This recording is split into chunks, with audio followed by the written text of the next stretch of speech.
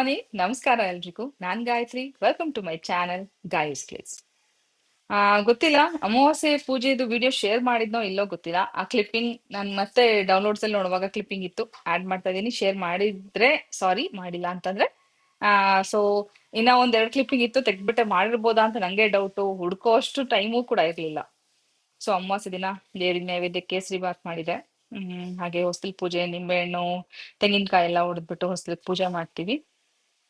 S, ಹಾಕಿದೀನಲ್ವಾ, ದೀಪ ಹಚ್ಚಿಲ್ಲ ಅಂತ ಹೇಳ್ದೆ. ಕರೆಕ್ಟ್, ಸಾರಿ. ಇರ್ಲಿ, ಪೂಜೆಯಿಂದನೇ ಒಂದು ಸ್ಟಾರ್ಟ್ ಮಾಡೋಣ. ಇವತ್ತಿನ ಕಂಪ್ಲೀಟ್ ವ್ಲಾಗ್ ಅನ್ನ ನೋಡಿ, ಇಂಟ್ರೆಸ್ಟಿಂಗ್ ಆಗಿರುತ್ತೆ. ನಿಮ್ಗೆಲ್ಲ ಗೊತ್ತು, ಅಮ್ಮ ಬಂದು ಬೀಜಗಳನ್ನು ಹಾಕ್ಕೊಟ್ಟು ಹೋಗಿದ್ರು. ನೋಡಿ ಹೆಂಗ್ ಬಂದಿದೆ. ಇದು ಬೀನ್ಸ್, ಇದು ಬೀನ್ಸ್ ಅಂತ ನಾನು ಅಂದ್ಕೊಂಡಿದ್ದೀನಿ. ಅಮ್ಮನ್ನೇ ಕೇಳಿದ್ರೆ ಅಮ್ಮಂಗೆ ಇದೊಂದು ಹೆಸರು ಬರ್ಸಿಲ್ಲ, ಅಮ್ಮನಿಗೂ ಗೊತ್ತಿಲ್ಲ, ನನಗೂ ಗೊತ್ತಿಲ್ಲ. ಹಾಗೆ ಇದು ಕೊತ್ತಂಬರಿ ಸೊಪ್ಪು. ಮಳೆ ಬಂತು 2 ದಿನದಿಂದ, ಫುಲ್ಲು ಮಳೆ. ಮೇಲಿಂದ ಮುಚ್ಚಿದ ಗರಿ ತೆಗೆದ್ಬಿಟ್ವಿ. ಅಮ್ಮ ತೆಗಿಬೇಡ್ರಿ ಅಂದರು, ನಾವು ತೆಗೆದ್ಬಿಟ್ವಿ. ನೋಡಿ ಎಲ್ಲ ಹೆಂಗಾಗಿದೆ ಅಂತ.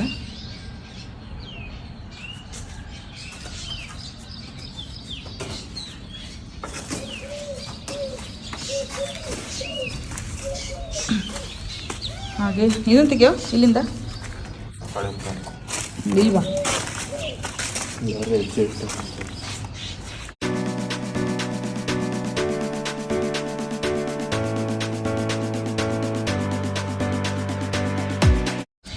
ಇದು ದಂಟಿನ ಸೊಪ್ಪು.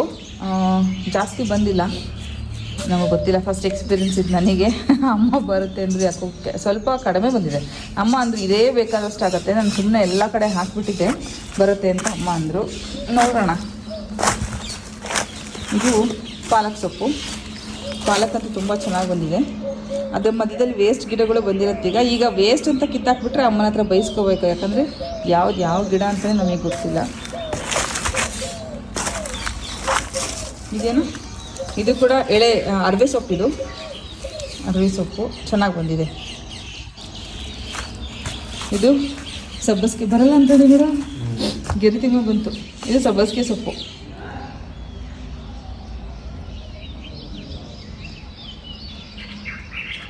ಹಾಗೆ ಇದು ಲಾಸ್ಟಲ್ಲಿ ಮೆಂತ್ಯ ಚೆನ್ನಾಗಿ ಬಂದಿದೆ. ಇನ್ನೇನು ಅಲ್ಲಿ ಏನು ಇದಾವೆ ಏನು ಬಿಟ್ಟಾವೆ ಗೊತ್ತಿಲ್ಲ, ನೋಡೋಣ ಬನ್ನಿ.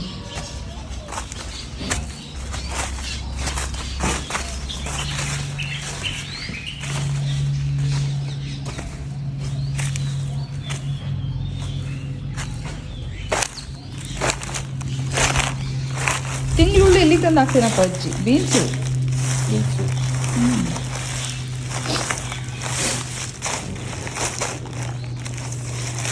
ಕನ್ಫ್ಯೂಸ್ ಆಗಿರ್ಬೇಕು, ತಿಂಗ್ಳುಳ್ಳಿ ಇಲ್ಲ ಹಾಕಿ. ತಿಂಗ್ಳುಳ್ಳಿ ಅಲ್ಲೇ 100%. ಅದೇನು ಸೊಪ್ಪು? ಮುಳುಗಾಯ?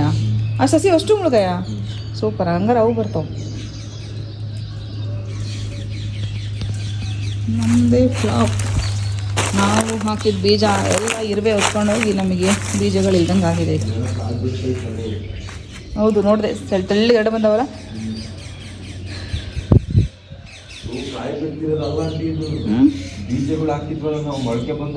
ಹಾಂ, ಅದು ಅದರಿಂದ ಹೊರಗೆ ಬಂದಿರೋದು. ನಾನು ಮೊನ್ನೆ ಅದನ್ನ ನೋಡಿ ಬೀನ್ಸ್ ಅಂತ ಹೇಳಿದ್ದು. ಇಲ್ಲಿ ಅಯ್ಯೋ ಬಾರ, ಇಲ್ಲಿ ಪರಂಗಿಕಾಯಿ ನಾವು ಮುಚ್ಚಾಕಿದಾವೆ ಎಲೆ.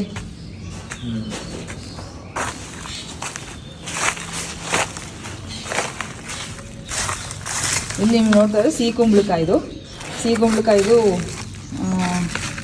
ಅಮ್ಮ ಒಂದು 5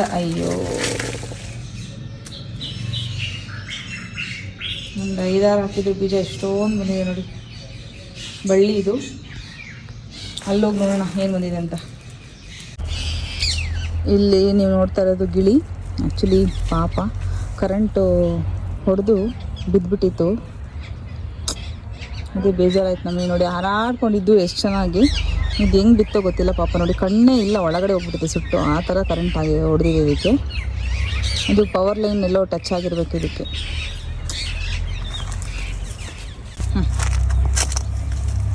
ತಲೆ ಮಲಗಿಸ್ಬಾರ್ದು.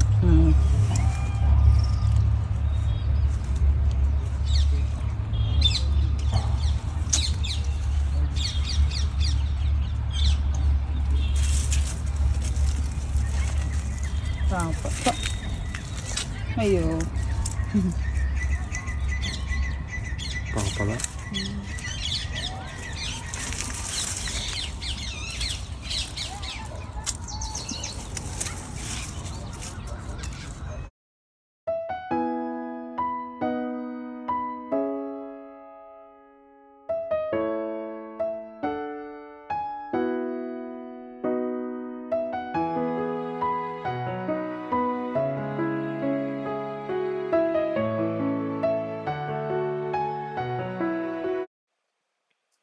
ಅಲ್ಲಿಂದ ನೇರವಾಗಿ ನಿಮ್ಮನ್ನ ನೆಕ್ಸ್ಟ್ ಡೇ ವ್ಲಾಗಿಗೆ ಕರ್ಕೊಂಡು ಹೋಗ್ತಾ ಇದ್ದೀನಿ. ನೆಕ್ಸ್ಟ್ ಡೇ ನಾವು ಮಂಚಿ ಸರ್ ಅಂಗಡಿಗೆ ಹೊರಟ್ವಿ. ಹೌದು, ದಾವಣಗೆರೆಯಲ್ಲಿರುವಂತ ಮಂಚಿ ಸಿಲ್ಕ್ಸ್ ಅಂಡ್ ಸಾರೀಸ್ ಶಾಪ್ಗೆ ನಮ್ಮ ಇವತ್ತಿನ ಭೇಟಿ. ಇದೆಲ್ಲ ಬನಾರಸಿ ಸಾರೀಸು, ಇದ್ರಲ್ಲೂ ಕೂಡ ನಾ ತಗೊಂಡೆ. ಏನಕ್ಕೆ ಅಂತಂದ್ರೆ ಆ ಇನ್ನ ಅಕ್ಕನ ಮನೆಯಲ್ಲೂ ಮದ್ವೆ, ನಮ್ಮ ಮನೆ ಗೃಹ ಪ್ರವೇಶಕ್ಕೂ ನಾನು ಯಾವಾಗ ತಗೊಂಡ್ ಇಡ್ತಾ ಇದೀನಲ್ವಾ, ಆ ತರ. ಸೊ ದಾವಣಗೆರೆ ಶಾಪ್ ಅಲ್ಲಿ ಹೋಗಿ ಕಲೆಕ್ಷನ್ಸ್ ನೋಡಿ ಸುಮಾರು ದಿನ ಆಗಿತ್ತು. ಸರಿ, ಇವತ್ತು ಹೋಗ್ಬಿಡೋಣ ಅಂತ ಹೇಳಿ ಹೊರಟ್ವಿ. ವಿಶೇಷ ಅಂದ್ರೆ ಸಿಕ್ಕಾಬಟ್ಟೆ ಚೆನ್ನಾಗಿ ಕಲೆಕ್ಷನ್ಸ್ ಬಂದಿದೆ. ಆಲ್ಟ್ರೇಷನ್ ಆಗಿದೆ, ಅಂಗಡಿ ತುಂಬಾ ಚೆನ್ನಾಗಾಗಿದೆ. ನೀವು ನೋಡಿದ್ರೆ ಖುಷಿ ಪಡ್ತೀರಾ, ಅಷ್ಟು ಕಲರ್ಫುಲ್ ಆಗಿದೆ. ಹಾಗೆ ಮಂಚಿ ಸರ್ ಕೂಡ ಇವತ್ತು ಬರ್ತೀನಿ ಮೇಡಮ್ ನಾನು ಕೂಡ ಅಂತ ಹೇಳಿದ್ರು. ಸರಿ, ಒಳ್ಳೇದಾಯ್ತು ಅನ್ಕೊಂಡು ನಾವು ಬಂದ್ವಿ. ಹೊಸ ಸಬ್ಸ್ಕ್ರೈಬರ್ಸ್ಗೆ ಒಂದು ಕಿರು ಪರಿಚಯ ನಮ್ಮ ಮಾರುತಿ ಮಂಚಿ ಸರ್ದು. ಮಂಚೀಸ್ ಫ್ಯಾಮಿಲಿ ಸರ್ನೇಮ್ ಅವ್ರದ್ದು. ಇವರು ಮಾರುತಿ ಮಂಚಿ ಮೊಳ್ಕಾಲ್ಮೂರ್ನವರು. ಹೌದು, ಮಾರುತಿ ಸರ್ ಅವರು ಸುಮಾರು 7ನೇ ತರಗತಿ ತನಕ ಓದ್ತಾ ಇರುವಾಗನೇ ಅವ್ರ ತಂದೆಗೆ ಅನಾರೋಗ್ಯ. ಆ ನಂತರ ಇಬ್ರು ಅಕ್ಕಂದ್ರು, ತಮ್ಮ ತಂಗಿ, 5 ಜನ ಮಕ್ಕಳು, ಜೊತೆಲಿ ಅಪ್ಪ ಅಮ್ಮ. ತಂದೆಗೆ ಅನಾರೋಗ್ಯ ಶುರುವಾದ ತಕ್ಷಣ ಮಂಚಿ ಸರು ತಾಯಿ ಜೊತೆಗೆ ಸೇರ್ಕೊಂಡು, ಅಮ್ಮ, ಮಂಚಿ ಸರು ಮತ್ತೆ ಇಬ್ರು ಅಕ್ಕಂದ್ರು ಎಲ್ಲ ಸೇರ್ಕೊಂಡು ಮನೇಲಿದ್ದಂತ ಆ ಮಗ್ಗದಲ್ಲಿ ನೇಯ್ಗೆನ ಶುರು ಮಾಡ್ತಾರೆ. ಈ ರೀತಿ ನೇಯ್ಗೆ ಶುರು ಮಾಡಿದಂತ ಮಂಚಿ ಸರು ತಾಯಿಗೆ ಸಹಕಾರ ಕೊಟ್ಟು ಜೊತೆಲೇ ನೇಯ್ದು ಆ ಅವರ ಇಬ್ರು ಅಕ್ಕಂದ್ರ ಮದ್ವೆ, ಒಂದು ಮನೆ ಎಲ್ಲ ಮಾಡ್ಕೊಂಡು ಪುಟ್ಟದಾಗಿ ಸೆಟ್ಲ್ ಆಗ್ತಾರೆ. ಓಕೆ, ಅದಾದ್ಮೇಲೆ ಮಂಚಿಸರು ತಮ್ಮ ಸೋದರ ಸಂಬಂಧಿಯಲ್ಲೇ ಮದ್ವೆನೂ ಕೂಡ ಮಾಡ್ಕೋತಾರೆ. ಇವತ್ತಿಗೆ ಮಿಸಸ್ ಮಂಚೀಸ್ ಅಂದ್ರೆ ಸರಿತಾ ಮಂಚಿ ಹೆಮ್ಮೆಯ ಹೆಣ್ಮಗಳು ಅಂತಾನೆ ಹೇಳ್ಬೋದು ನಾವು. ಹೇಳ್ತೀನಿ ಯಾಕೆ ಅಂತ. ಮಂಚಿ ಸರ್ದು ಇವತ್ತು ಬಿಸ್ನೆಸ್ ಆಗ್ಲಿ, ಈ ಮೊಳಕಾಲ್ಮೂರ್ ರೇಷ್ಮೆ ಸೀರೆ ನಮ್ಮ ದೇಶದ ಹೊರ ದೇಶದ ಮೂಲೆ ಮೂಲೆಗೂ ಸುಪ್ರಸಿದ್ಧಿ ತಲುಪಿದೆ. ಇದಕ್ಕೆ ಮುಖ್ಯ ಕಾರಣ ನಮ್ಮ ಮಂಚಿ ಸರ್ ಎಷ್ಟು ಮುಖ್ಯನೋ ಅದಕ್ಕಿಂತ 10 ಪಟ್ಟು ಹೆಚ್ಚು ಅವರ ತಾಯಿ ಮತ್ತೆ ಅವರ ಮಡದಿ, ಅಂದ್ರೆ ಇಬ್ರು ಹೆಣ್ಮಕ್ಳ ಸಹಕಾರದಿಂದ ಮಂಚಿ ಸರ್ ಇವತ್ತು ಈ ಬಿಸ್ನೆಸ್ ನ ಬಿಲ್ಡ್ ಮಾಡ್ಲಿಕ್ಕೆ ಸಾಧ್ಯ ಆಗಿದೆ ಅಂತ ಹೇಳಲಿಕ್ಕೆ ಇಷ್ಟಪಡ್ತೀನಿ. ಆ ಹೆಮ್ಮೆ ಕೂಡ ನಮ್ಗಿದೆ. ಹೌದು, ಯಾಕೆ ಅಂದ್ರೆ ಆವತ್ತು ಆ ತಾಯಿ ಧೈರ್ಯದಿಂದ ಮಕ್ಕಳನ್ನ ಸರಿ ನೀ ಶಾಲೆ ಬಿಡಪ್ಪ, ಮುಂದಕ್ಕೆ ಓದ್ಸಕ್ಕಾಗಲ್ಲ, ಬಾ ಮಗ್ಗದಲ್ಲಿ ನೇಯ್ಗೆ ಶುರು ಮಾಡೋಣ, ಏನಾದ್ರೂ ಮಾಡೋಣ ಇದ್ರಲ್ಲೇ ಅಂತ ಹೇಳಿ ಮಂಜಿ ಸರ್ನ ಕೂರ್ಸ್ಕೊಳ್ದೆ ಇದ್ದಿದ್ರೆ, ಧೈರ್ಯ ಮಾಡಿ ತಾನೂ ಕೈ ಜೋಡಿಸಿ ನೇಯ್ಗೆ ಮಾಡದೇ ಇದ್ದಿದ್ರೆ ಮಂಜಿ ಸರ್ ಬಹುಶಃ ಈ ಒಂದು ಫೀಲ್ಡ್ ಅಲ್ಲೇ ಇರ್ತಿದ್ದಿಲ್ಲ ಅಂತ ಅನ್ಕೋತೀನಿ. ಆ ರೀತಿ ಅವತ್ತು ಶುರು ಮಾಡಿದಂತ ಮಗ್ಗ, ಅದಕ್ಕೆ ಬಹುದೊಡ್ಡ ಕಾರಣ and credit goes to Manji sir ಅವರ ತಾಯಿಗೆ. ಇನ್ನ ಅವರ ಮಡದಿ ಮದ್ವೆ ಆದಾಗಿಂದ ಏಳು ಬೀಳು ಏರು ಪೇರು ಎಲ್ಲದನ್ನು ಕಾಣ್ತಾ ಬಂದಂತ ಸರಿತಾ ಅವರು ಫೈನಲಿ ಒಂದು ಅಂಗಡಿನ ಕಂಪ್ಲೀಟ್ ಆಗಿ, ನೀವು ನಂಬಲ್ಲ, ಮಂಚಿ ಸರ್ದು ಶಾಪ್ ಹೇಗೆ ಅವರು ಅಡ್ಜಸ್ಟ್ ಮಾಡ್ಕೊಂಡಿದ್ರು ಅಂದ್ರೆ ಮನೆಯಲ್ಲೇ ಶಾಪು, ಅಡುಗೆ ಮಾಡ್ಬೇಕು, ಎಲ್ಲಾ ಜನ ಆ ಕಡೆ ಈ ಕಡೆ ಎಲ್ಲ ಹೋದಾಗ ಕುತ್ಕೊಂಡು ಊಟ ಮಾಡ್ಬೇಕು, ರಾತ್ರಿ ಶಾಪ್ ಕ್ಲೋಸ್ ಆದ್ಮೇಲೆ ಅದೇ ಜಾಗದಲ್ಲಿ ಮಲಗ್ಬೇಕು, ಅಂದ್ರೆ ಮನೇನೆ ಅಂಗಡಿ ಅಲ್ವಾ. ಈ ರೀತಿ ಎಲ್ಲಾ ಹೆಣ್ಮಕ್ಳಿಗೂ ಒಂಚೂರು ಕಸಿ ಬಿಸಿ, ಎಲ್ಲಾ ಹೆಣ್ಮಕ್ಳಿಗೂ ಎಲ್ಲೋ ಒಂದ್ ಕಡೆ ಅರೆ ನನ್ಗೆ ಎಷ್ಟ್ ಕಷ್ಟ ಅಂತ ಅನ್ಸುತ್ತೆ, ಈ ರೀತಿಯಲ್ಲಿ ಅಡ್ಜಸ್ಟ್ ಮಾಡ್ಕೊಳ್ಳೋದು. ಆದ್ರೆ ನಮ್ ಸರಿತಾ ಅವರು ಈ ಎಲ್ಲಾ ಅಡಚಣೆಗಳನ್ನು ಮೆಟ್ಟಿ ನಿಂತು ಸಹಕಾರ ಕೊಟ್ಟು ಮಂಚಿ ಸರ್ಗೆ ಇದೆಲ್ಲದನ್ನು ಎದುರಿಸಿ ಅದೇ ಜಾಗದಲ್ಲಿ ಮೇಲ್ ಬಂದು ಇವತ್ ನಮ್ ಮಂಚಿ ಸರು ಬೆಂಗಳೂರಲ್ಲಿ ಒಂದ್ ಅಂಗಡಿ, ದಾವಣಗೆರೆಯಲ್ಲಿ ಒಂದ್ ಅಂಗಡಿ ಶುರು ಮಾಡಿದ್ದಾರೆ. ಹೌದು, ನಾವು ಹೋದ್ವಿ, ಪ್ರಮೋಷನ್ ಮಾಡಿದ್ವಿ, ನೀವೆಲ್ಲಾ ಪ್ರೀತಿ ತೋರ್ಸಿದ್ರಿ, ಸಹಕಾರ ಕೊಟ್ರಿ, ಅಂಗಡಿನ ಮಾಡಿದರೆ ನಿಮ್ಮೆಲ್ರಿಗೂ ಕೂಡ ಆ ಕ್ರೆಡಿಟ್ ಸೇರೇ ಸೇರುತ್ತೆ, ಒಪ್ಕೋತೀನಿ. ಆದ್ರೆ ಹೆಣ್ಮಕ್ಳು ಮನ್ಸ್ ಮಾಡದೆ ಹೊರ್ತು ಏನೂ ಸಾಧ್ಯ ಇಲ್ಲ.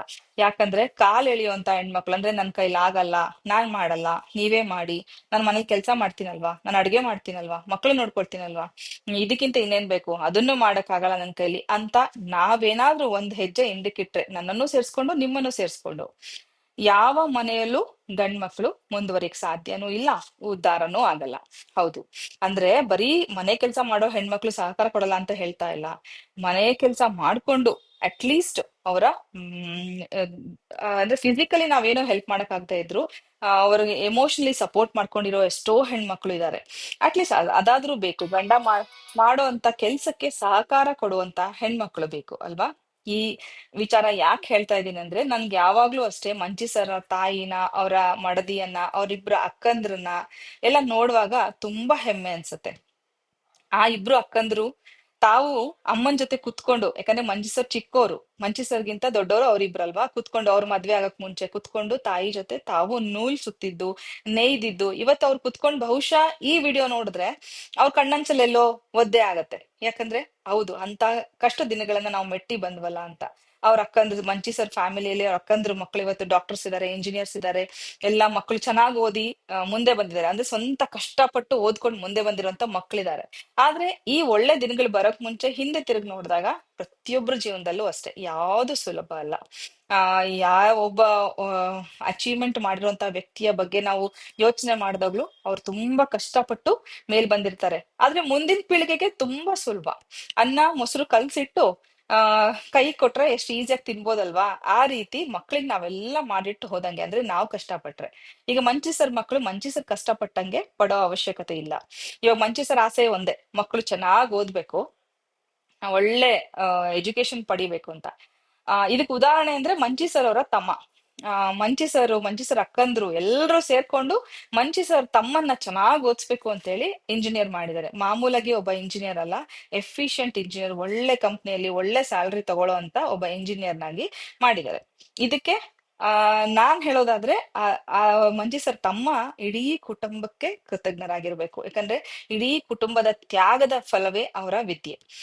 ಆ ಅವರ ಕುಟುಂಬದ ಪರವಾಗಿ ನಾನ್ ಮಾತಾಡ್ತಿದ್ದೀನಿ ಅಂತ ಅನ್ಯತಾ ನೀವು ಭಾವಿಸ್ಬೇಡಿ. ಹತ್ತಿರದಿಂದ ಅವ್ರ ಕುಟುಂಬ ನೋಡಿ ಸಂತೋಷ ಪಟ್ಟೋಳ್ ನಾನು, ಸಂಭ್ರಮಿಸ್ದೋಳ್ ನಾನು. ಎಷ್ಟು ಚೆನ್ನಾಗಿ ಅಂಗಡಿ ಇಂಪ್ರೂವ್ಮೆಂಟ್ಸ್ ಆದಂಗೂ ತುಂಬಾ ಖುಷಿ ಪಟ್ಟಿರೋಳ್ ನಾನು. ಹಾಗಾಗಿ ಇದನ್ನ ನಾನು ನಂದೇ ಕುಟುಂಬ ಅನ್ಕೊಂಡ್ ಮಾತಾಡ್ತಾ ಇದ್ದೀನಿ. ಬಹುಶಃ ಮಂಚಿ ಸರ್ ಕೂಡ ಅರ್ಥ ಮಾಡ್ಕೊಳ್ತಾರೆ.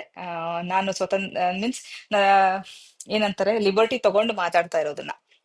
ಸರಿ, ಅಂಗಡಿ ವಿಚಾರಕ್ಕೆ ಹೋಗೋಣ. ಒಳ್ಳೆ ಕಲೆಕ್ಷನ್ಸ್ ಬಂದಿದೆ ಸೀರೆಗಳು, ಒಂದಕ್ಕಿಂತ ಒಂದು ಸೂಪರ್ ಆಗಿದೆ ದಾವಣಗೆರೆ ಶಾಪ್ ಅಲ್ಲಿ. ಲಾಸ್ಟ್ ಟೈಮ್ ಒಂದ್ಸಲ ಹೇಳಿದ್ದೆ ನಾನು, ಮಂಚಿ ಸರ್ಗೂ ಹೇಳಿದೆ, ಸರ್ ಬೆಂಗಳೂರು ಅಂಗಡಿಗಿಂತ ನಮ್ಮ ದಾವಣಗೆರೆಯಲ್ಲಿ ಹೆಚ್ಚು ಒಳ್ಳೆ ಕಲೆಕ್ಷನ್ಸ್ ಬರ್ಲೇಬೇಕು. ನಿಜವಾಗ್ಲೂ ಜನ ಖುಷಿಯಾಗಿ ಇಲ್ಲಿಗೆ ಬರ್ಬೇಕು. ಇಡೀ ನಮ್ಮ ಉತ್ತರ ಕರ್ನಾಟಕದಿಂದ ಬರುವಂತ ಎಲ್ಲಾ ಹೆಣ್ಮಕ್ಳಿಗೂ ಇದು ಹತ್ತಿರವಾದ ಅಂಗಡಿ ದಾವಣಗೆರೆ. ಸೆಂಟ್ರಲ್ ಪ್ಲೇಸ್, ಮಧ್ಯ ಕರ್ನಾಟಕ ಅಲ್ವಾ. ಎಲ್ಲಿಂದ? ಶಿವಮೊಗ್ಗದಿಂದ ಬರ್ತಾರೆ, ಈ ಕಡೆ ರಾಣಿಬೆನ್ನೂರಿಂದ ಬರ್ತಾರೆ, ಹುಬ್ಳಿಯಿಂದ ಬರ್ತಾರೆ. ಬೆಂಗಳೂರಿಗೆ ಹೋಗೋದಕ್ಕಿಂತ ಇದು ವಾಸಿ ಅಲ್ವಾ. ಅದಕ್ಕೆ ತಕ್ಕಂಗೆ ಮಂಚಿ ಸರ್ ಕಲೆಕ್ಷನ್ಸ್ ನ ಇಟ್ಟಿದ್ದಾರೆ. ತುಂಬಾ ಸುಂದರವಾಗಿದೆ ಸೀರೆಗಳು. ನೀವ್ ಯಾರಾದ್ರೂ ತಗೋಬೇಕಂದ್ರೆ ತಗೊಳ್ಳಿ. ಬನ್ನಿ, ಇವಾಗ ಮಂಚಿ ಸರ್ ಒಂಚೂರು ಮಾತಾಡ್ಸ್ಬೇಡ, ಶಾಪ್ ಅಲ್ಲಿ ಇದಾರೆ, ಅವ್ರನ್ನ ಮಾತಾಡ್ಸದೆ ಹೋಗೋದು ಹೇಗೆ. ನಿಮ್ಗೆ ಈ ವಿಡಿಯೋ ಇಷ್ಟ ಆಗಿದ್ರೆ ಪ್ಲೀಸ್ ಒಂದು ಲೈಕ್ ಮಾಡೋದನ್ನ ಮಾತ್ರ ಮರಿಬೇಡಿ. Thank you. ಇದೇ ರೀತಿ ನಿಮ್ಮ ಪ್ರೀತಿ ಸಹಕಾರ ಯಾವಾಗ್ಲೂ ಇರ್ಲಿ. Thank you sir. ನಮಸ್ತೆ ಸರ್. ನಮಸ್ಕಾರ ಮೇಡಮ್, ಹೇಗಿದ್ದೀರಾ? ಚೆನ್ನಾಗಿದೆ ಮೇಡಮ್. ಹೇಗಿದೆ ಸರ್ ಬಿಸ್ನೆಸ್? ತುಂಬಾನೇ ಚೆನ್ನಾಗಿದೆ ಮೇಡಮ್. ನೀವೆಲ್ಲರೂ ನೋಡ್ಬೋದು, ನಾವಿಲ್ಲಿ ದಾವಣಗೆರೆ ಸ್ಟಾಲ್ ಅಲ್ಲಿ ಇದೀವಿ. ಬೇಕಾದಷ್ಟು ಸ್ಟಾಕ್ ಇದೆ, ಸಾರಿ ಸ್ಟಾಲ್ ಅಂತ ದಾವಣಗೆರೆ ಶಾಪ್ ಅಲ್ಲಿ ಇದೀವಿ. ಸಿಕ್ಕಾಬಟ್ಟೆ ಸ್ಟಾಕ್ ಬಂದಿದೆ. ಸರ್ ಒಂದೇ ಕಂಪ್ಲೇಂಟ್ ಇರ್ತಿತ್ತು ಯಾವಾಗ್ಲೂ, ಸ್ಟಾಕ್ ಇಲ್ಲ ಅಂತ. ಸೊ ಇವಾಗ ಮಂಚಿ ಸರ್ ಸಿಕ್ಕಾಬಟ್ಟೆ ಸ್ಟಾಕ್ ಮಾಡಿದ್ದಾರೆ. ಹಾಗೆ ಅಂಗಡಿ ರಿನೋವೇಟ್ ಮಾಡಿ ನೀವೆಲ್ಲ ನೋಡ್ಬೋದು, ಹೆಚ್ಚಿಗೆ ಸ್ಟಾಕಿಗೋಸ್ಕರ ಮತ್ತೆ ಎಕ್ಸ್ಟೆನ್ಷನ್ ಮಾಡಿದ್ದಾರೆ ಈ ಕಬರ್ಡ್ಸ್ ಎಲ್ಲ.